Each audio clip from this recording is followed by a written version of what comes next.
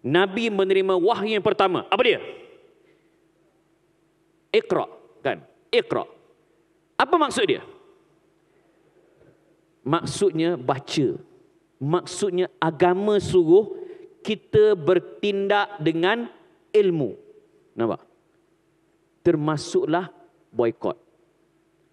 Saya bila terima jemputan ni, oh, MACD boleh tahan, dia boost video kan, dia boost poster kan. Kan? Ramai duk maki saya. Amir Idris bersekongkol dengan MACD. Amir Idris bersekongkol dengan MACD.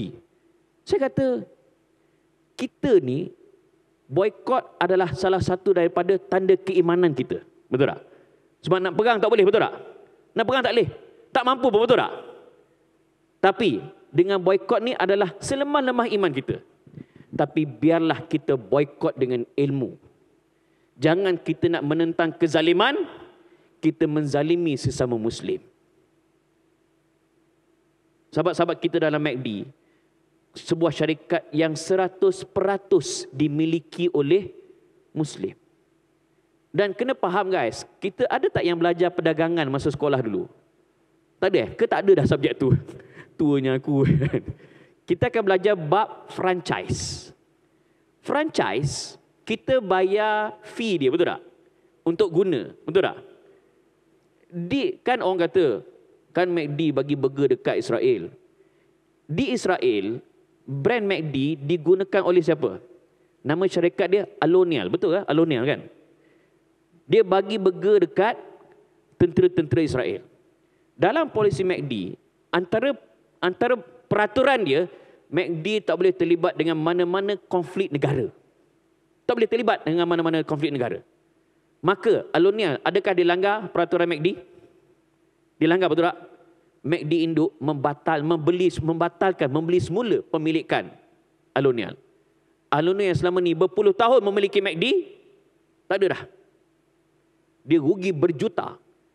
Maknanya Alonial telah dihukum oleh MACD induk.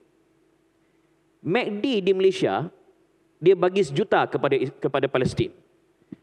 Adakah dibantah oleh MACD induk? MACD induk menyokong tindakan MACD Malaysia. Nampak? Saya sebut begini kenapa? Biarlah kita bertindak dengan ilmu, bukan bertindak dengan sentimen. Ada orang kata, dah bayar cukai kepada Amerika. Dek, apa dia? Ayat pertama, Nabi terima apa dia? Iqra, baca. Tengok top 20 penyumbang cukai kepada Amerika. Demi Allah, tak ada satu pun nama McDonald. Tengok top 20. Ada tak nama McDonald? Tak ada. Apa yang ada?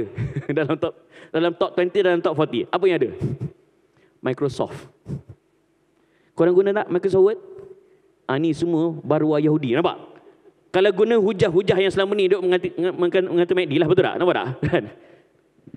Ni, siapa guna drone DJI? Ataupun ni content creator guna mic DJI? Aku guna juga dulu kan. DJI menyumbang drone kepada tentera IOF untuk membunuh kanak-kanak dan juga rakyat Palestin di Gaza. Tapi influencer yang duk maki MACD, dia guna mic DJI. Nampak tak? Boykot dengan ilmu, boykot dengan apa yang ada di kepala, bukan di kepala lutut. Faham? Clear semua? Akhirnya, Ramadan mendidik kita menjadi orang bertakwa. Hari Raya mendidik kita menjadi orang yang la'allakum tashkurun. Apa dia? Bersyukur. Sekian. Assalamualaikum warahmatullahi wabarakatuh.